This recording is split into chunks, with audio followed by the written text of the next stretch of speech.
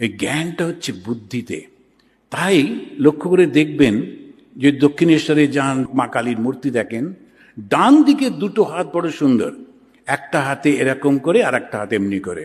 বর অভয়, অভয় দিয়ে বলছেন ভয় কেন, আমি তো মা, তোমাদের কিসের ভয়? আর বর বলছেন কি চাই বলো, যা চাইবে তাই তোমাকে দেব।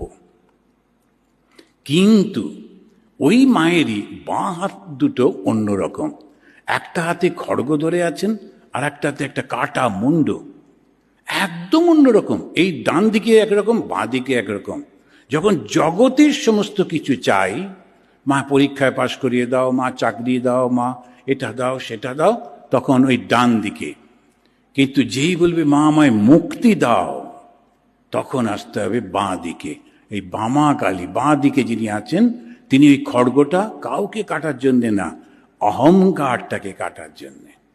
যে মুন্ডটা ধরে আছেন, ওর নিচে একটা শেয়াল বসে আছে, ওই শেয়ালটা, পশুটি চাইছে ওইটি, তখন যেন মা বলছেন এটা তোমার জন্যে না, এ জ্ঞান পশুর জন্যে না, শুধু মানুষের। ভেবে দেখুন কি সুন্দর। এই হচ্ছেন শ্রী শ্রী মা কালী। আর ওই জ্ঞানের সঙ্গে সঙ্গে তার কোমর থেকে ঝুলছে মানুষের হাত, কেননা জ্ঞানের সঙ্গে কর্ম সংযুক্ত হলেই সৃষ্টি।